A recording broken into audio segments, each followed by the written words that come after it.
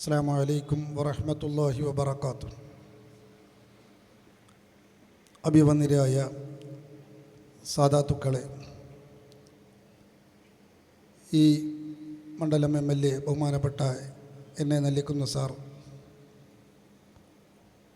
Manjeshwaram MLA ജനാബ് AK Masharaf sir, Uduma മണ്ഡലം MLA ബഹുമാനപ്പെട്ട കുഞ്ഞമ്പു സാർ, മറ്റ് വേദിയിലുള്ള മത, സാംസ്കാരിക, രാഷ്ട്രീയ, വൈജ്ഞാനിക, ബിസിനസ് മേഖലകളിൽ പ്രവർത്തിക്കുന്ന വ്യക്തിത്വങ്ങളെ, ബഹുമാനപ്പെട്ട കാമിൽ സക്കാഫി ഉസ്താദ് സ്വാഗതത്തിൽ പലരും പരാമർശിച്ചിട്ടുണ്ട്, അതുകൊണ്ട് ആവർത്തിക്കുന്നില്ല. ഹ്രസ്വമായ സമയമാണ് നമുക്കുള്ളത്. കാസർഗോഡ് ജില്ല SSF സാഹിത്യോത്സവത്തിൻ്റെ സാംസ്കാരിക സമ്മേളനത്തിൻ്റെ വേദിയിലാണ് നാം ഉള്ളത്.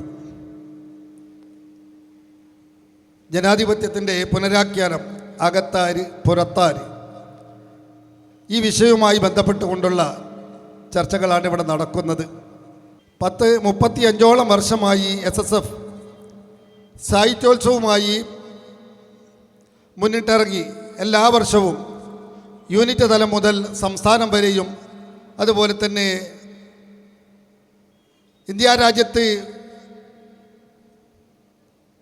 മറ്റ് സംസ്ഥാനങ്ങളൊക്കെ യോജിപ്പിച്ചുകൊണ്ടും പരിപാടികൾ നടന്നു വരികയാണ്.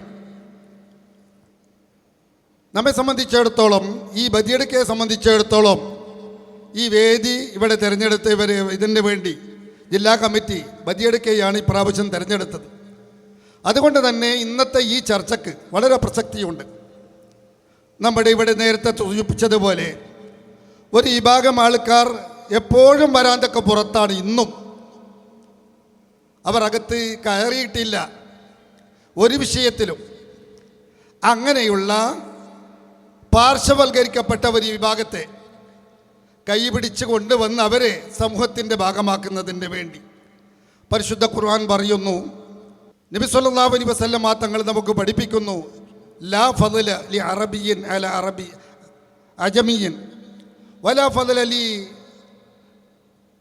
ഖുറൈശിയ്യിൻ അല അജമിയ്യിൻ എന്ന് പറഞ്ഞുകൊണ്ടുള്ള ഹദീസിൽ നബി തങ്ങൾ പറയുന്നു, ഖുറൈശി, അതായത് പ്രവാചക കുടുംബത്തിൽപ്പെട്ട വ്യക്തികൾക്ക് സാധാരണ ജനങ്ങളെക്കാൾ മഹത്വം, അതുപോലെ തന്നെ അറബികൾക്ക് അനറബികളെക്കാൾ മഹത്വം, അതല്ലെങ്കിൽ വിദ്യാഭ്യാസമുള്ളവനിക്ക് ഇല്ലാത്തവനേക്കാൾ മഹത്വം, സമ്പത്തുള്ളവനിക്ക് ഇല്ലാത്തവനേക്കാൾ മഹത്വം, അതുപോലെ വർണ്ണം വെളുത്തവനിക്ക് കറുത്തവനേക്കാൾ മഹത്വം. ഇതൊന്നും ഇസ്ലാമിലില്ല. ഇല്ലാ ബി തഖ്വല്ല.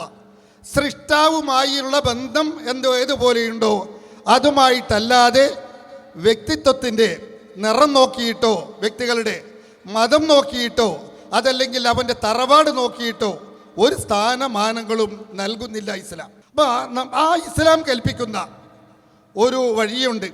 ഇവിടെ നേരത്തെ സൂചിപ്പിച്ചതുപോലെ പാർശ്വവൽക്കരിക്കപ്പെട്ടവരെ എപ്പോഴും സമൂഹത്തിൻ്റെ മുന്നിലേക്ക് ആകർഷിപ്പിച്ച് കൊണ്ടുവന്നുകൊണ്ട് അവരെ ഈ സമൂഹത്തിൻ്റെ ലീഡർഷിപ്പിലേക്ക് കൊണ്ടുവരിക എന്നുള്ളത്, ആ ഒരു യജ്ഞത്തിൻ്റെ ഏറ്റവും വലിയ ഒരു ഉദാഹരണമാണ് ഈ സാഹിത്യോത്സവം. നേരത്തെ സൂചിപ്പിച്ചില്ലേ, ഉറങ്ങാൻ വേണ്ടിയല്ല പാട്ട്, ഉണർത്താൻ വേണ്ടിയാണ് ഇവിടെ പാടുന്നത്. അപ്പോൾ അതുകൊണ്ട് അത്തരം ഒരു നല്ലൊരു വേദി നാളെയും മറ്റന്നാളുമായി ഇവിടെ നടക്കുന്നു.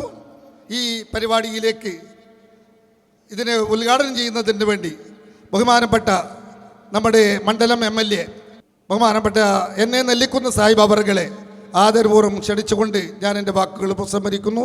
അസ്സലാമു അലൈക്കും വറഹ്മത്തുള്ളാഹി വബറകാതുഹു.